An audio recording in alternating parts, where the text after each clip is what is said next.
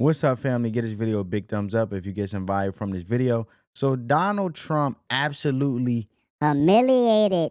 Joe Biden in that inaugural address. I don't think that's ever been done before in American history, and it was a complete repudiation of the Biden administration. I don't think I would have done it if I was Joe Biden. I'm not saying it was wrong to do because we all got to pay our respects and give our due respect and operate in a civil manner and take our L's when we have to, right? Because that's what real men do. Um, and just wise individuals, right? They learn from their mistakes, hopefully, and however they take full accountability, which we know that the liberals and the hypocrites are not very fond of doing because they believe they do nothing wrong and they have the best interest of all people. You just need to listen more. But however, basically, Trump did tell the overall truth, and boy, Biden sitting there 6 feet away, that was something else. Let's break it down. So Joe Biden, before he went out of office, on the hush mode, on a sneak tip, he basically pardoned all his family members but himself. And Donald Trump found that out after his inauguration speech, and he wanted to go out and say more, but JD Vance and Melania Trump stopped him. And I'm glad he intervened because that wouldn't have been good. But also, he did cut down his inaugural address, his speech. The address was 30 minutes long, and I'm glad he cut it down and got right to it because I think this what this leadership, the grown folks being back in office resembles, getting to it, not the word salad, and he didn't want to waste a lot of words, and that's nothing new from Donald Trump. He's very transparent and straight cut throat and straight to the point. But it was just a repudiation of the Biden administration and a statement of what Trump's going to do, right? And the crowd was civil, but boy, it was hard one to listen to. Me just watching the inauguration video in its entirety, and I'm just thinking like, what could be going through Joe Biden's mind, right? And obviously, Biden didn't do anything. He probably wanted to go to sleep. We know Sleepy Joe been sleeping for 4 years straight. We don't know if he was operating the White House or Kamala Harris was, but that's besides the fact. Um, he didn't do nothing but really walk out. And if he did do something, that would be horrible because then that means he's reacting to obviously something Trump triggered. But um, it was unique in American history. And when you try to think back of anything, if there's anything like that, I don't think so. So I want to show you guys a soundbite. Number one, it was an overall repudiation of Joe Biden's administration and what Trump said. Check this out. This week, I will also end the government policy of trying to socially engineer race and gender into every aspect of public and private life.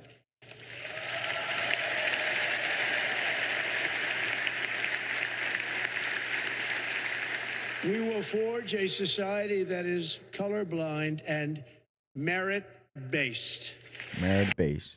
Now check this out. Now this was a straight shot at the Biden administration. Very much. That was DEI he Vice talked about. President Vance, Speaker Johnson, Senator Thune, Chief Justice Roberts, justices of the United States Supreme Court, President Clinton, President Bush, President Obama, President Biden, Vice President Harris, and my fellow citizens. The golden age of America begins right now.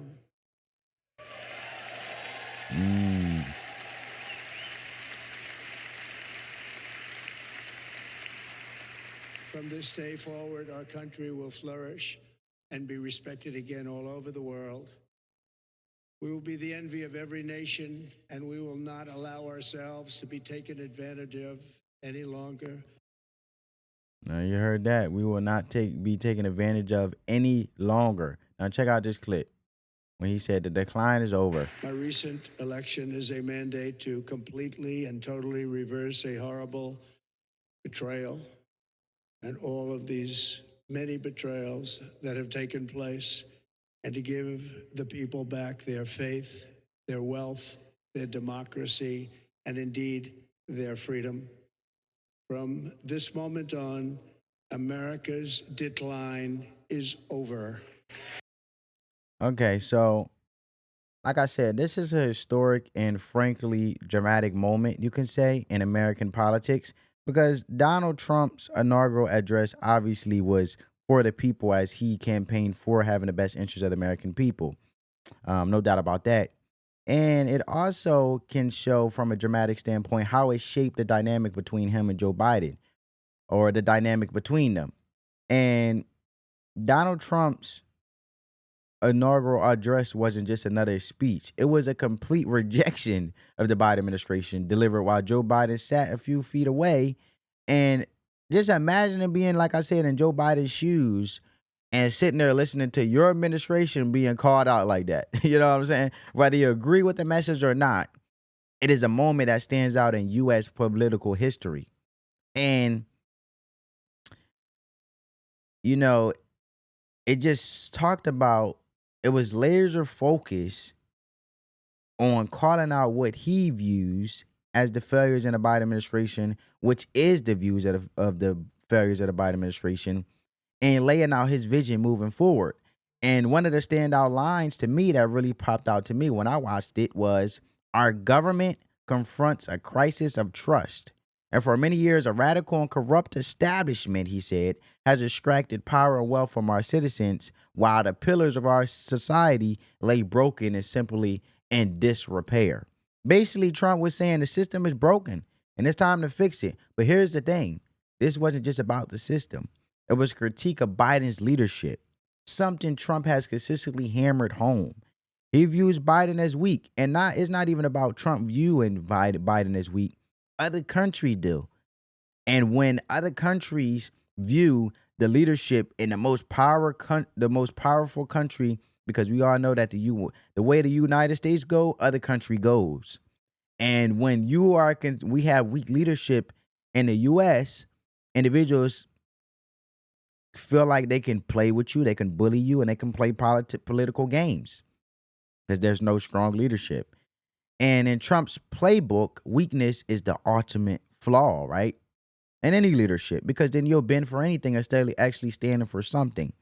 Now, let's think about, and I just want to give a relatable real life example. Let's think about this in everyday terms.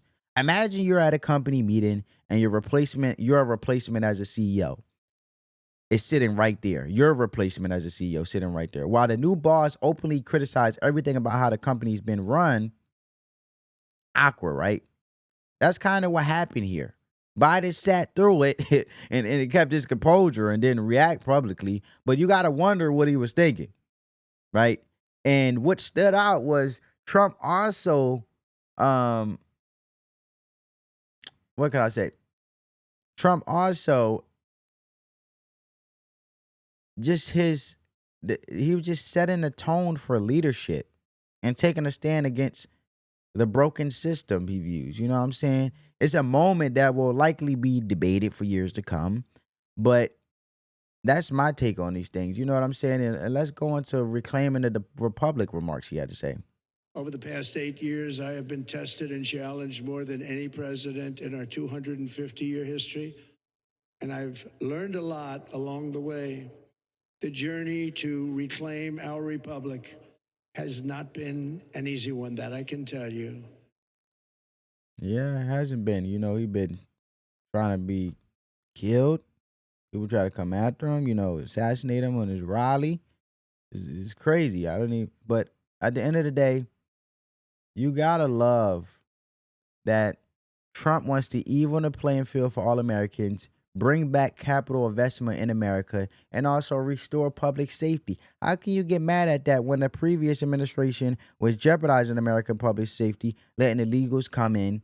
Also, um, instead of even evil in the playing field where you actually qualify for the job and actually work and pave your way, you're getting a leg up by feeling bad for by being a minority group with the diversity, equity, and inclusion, because you're basically being hired based on order of you have to hire these for certain individuals, but are they actually valuable to the company and actually an asset or a liability? See, if something is not adding, you have to subtract it. If you qualify, you qualify. Your work will speak for itself. Not no viewpoint of you being a requirement of, oh, we got to diversify, so we just hire you based off of that. I think most people want to be hired off the basis of something they earned, because anything we truly earn and work hard for in our sweat, bloods, and tears, we cherish it different. You know what I'm saying? We respect it more. We respect the journey versus those who try to cheat their way through it, right? And it's a very, very, how can I put this?